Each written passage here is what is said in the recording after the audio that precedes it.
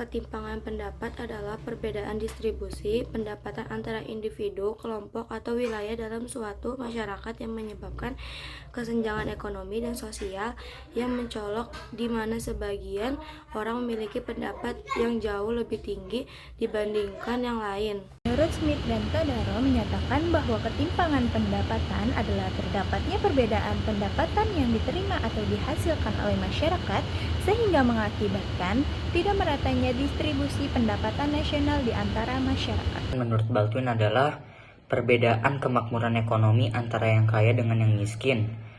Hal ini tercermin dari adanya perbedaan pendapatan.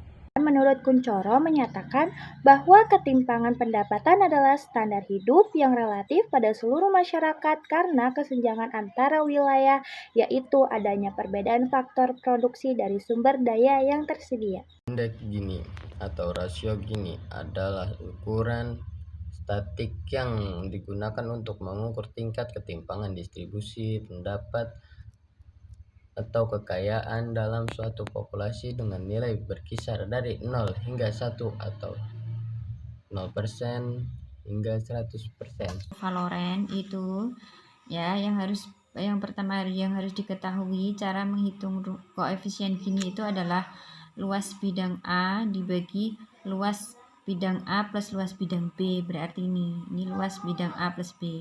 Jadi luas bidang A yaitu kurva Lorennya dibagi luas bidang AB. Nah, sekarang contohnya di sini ada kurva Loren. Nah, ini ya.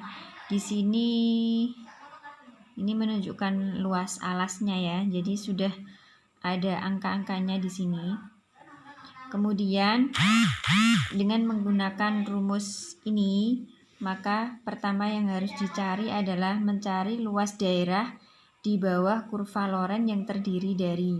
Jadi mencari luas daerah ini dulu. Jadi ini kan kurva Loren, yang A ini kurva Loren. Jadi mencari luas daerah B-nya dulu. Nah, gitu ya. Nanti akan kita ketahui luasnya ini.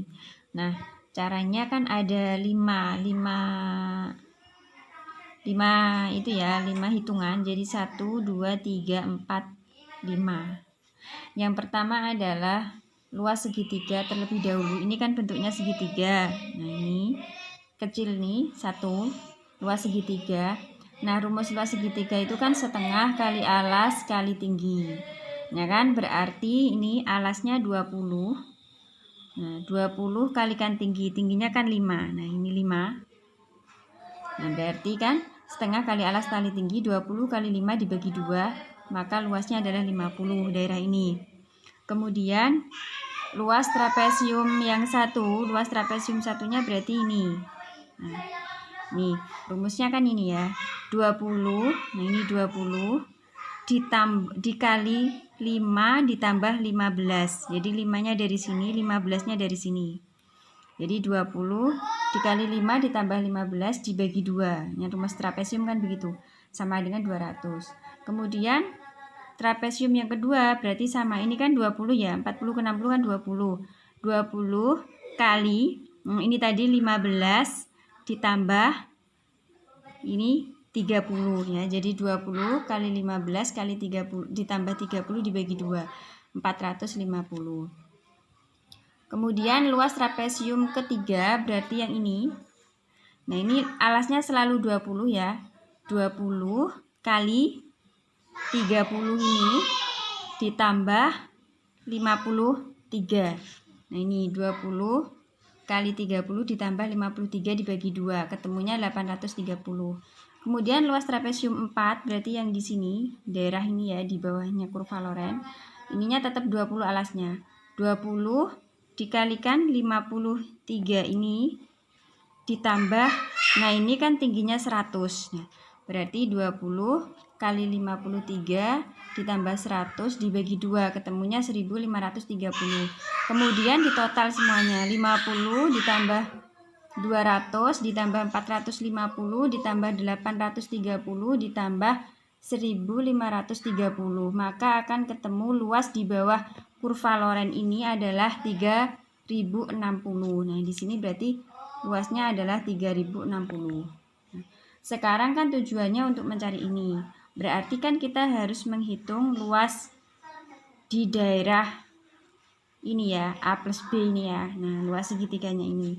Yang kedua, mencari luas segitiga, di mana kan setengah kali alas kali tinggi. Ini alasnya 100, tingginya 100, dibagi 2. 100 kali 100 dibagi 2 ketemu 5.000. Jadi totalnya ini adalah 5.000.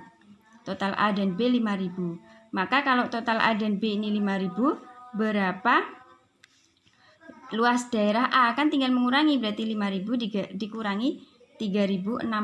Nah, ini mencari luas area antara garis diagonal dengan kurva. Berarti ini kurva lorengnya. Jadi caranya adalah 5.000 dikurangi 3060. Maka ketemunya adalah 1140. Di sini kan 1940.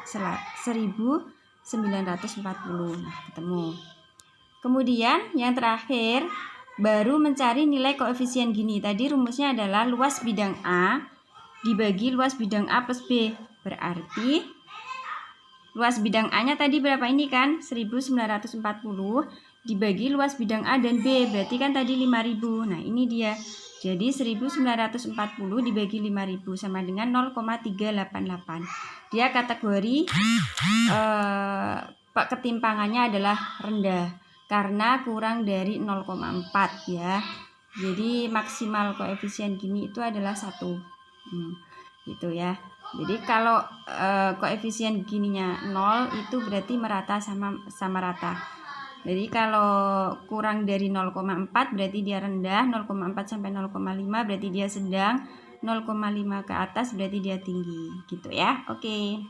Ukuran Bank Dunia. Ketimpangan pendapatan diukur dengan persentase jumlah pendapatan dari kelompok yang berpendapatan 40% terendah dibandingkan total pendapatan seluruh penduduk.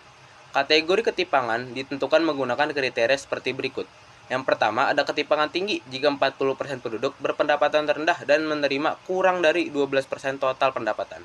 Lalu ada ketimpangan sedang jika 40% penduduk berpendapatan rendah dan menerima 12% sampai 17% dari total pendapatan. Lalu yang terakhir ada ketimpangan rendah jika 40% penduduk berpendapatan terendah dan menerima lebih dari 17% dari total pendapatan.